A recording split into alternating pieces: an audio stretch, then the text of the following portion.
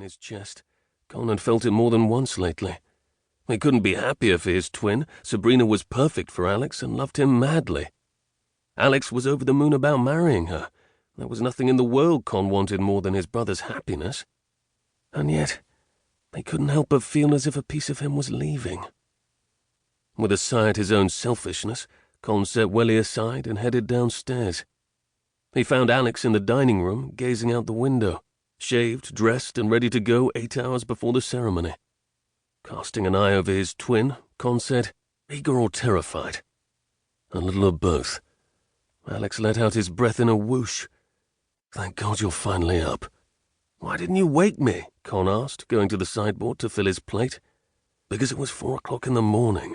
Welly woke me up screeching, and I couldn't go back to sleep. I didn't think you'd care to be awakened." "Where is everyone?" "The women have gone to Kyria's to help with the last-minute preparations.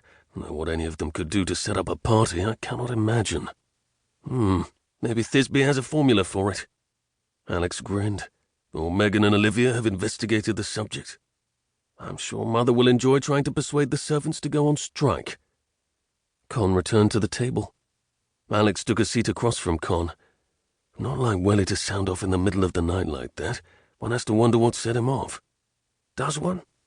"Con, did you have that dream again?" "Yes.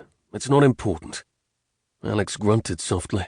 "It certainly doesn't seem to have affected your appetite." "Little does." Con gestured toward the pristine expanse of table in front of Alex. "What about you? Have you eaten anything?" "I had a cup of coffee." "No doubt that will calm you down." Alex rolled his eyes and went over to pull a piece of toast from the rack. "You're not going to distract me from your dream." "I know. But there's nothing new to tell. It's the same dream I've had 5 times now. I'm in a bizarre round room. There are clocks and compasses everywhere, and I have this feeling of absolute dread." He paused. "Maybe it's panic rather than dread. I feel as if I'm late.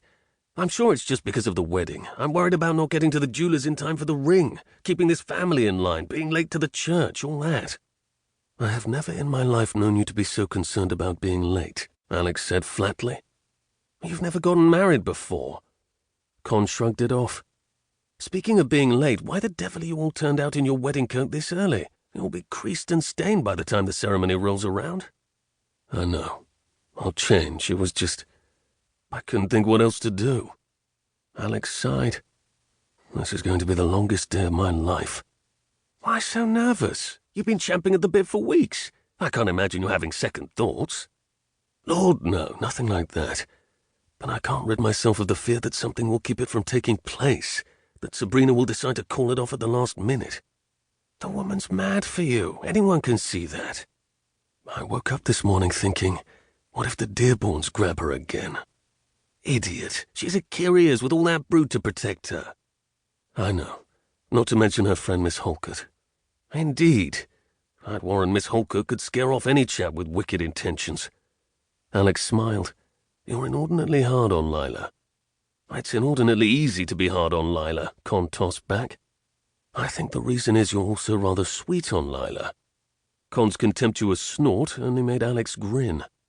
"Not to mention the fact that she's the only woman to turn down your advances." "That's not true." "Oh, really? What other girl has told you no when you asked her to take a stroll in the garden? For that matter, what woman has turned you down about anything, excluding our sisters, of course?" "Dozens, I'm sure." Con paused. "Well, a few. I'm not universally approved of, you know. You're the one who's the perfect model of a marital prize." "I'm not the one who's a charming rogue." "I beg your pardon. I am charming, of course, but hardly a rogue." Alex laughed and reached over to steal a sausage from Con's plate. "Actually, I'm surprised you aren't pursuing Lilah. I would think she would be a challenge to you."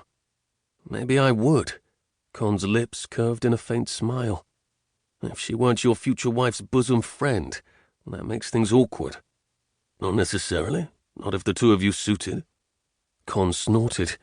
"What is it that makes a reformed bachelor want to take all the rest of us down with him?" Alex ignored his plaintive question.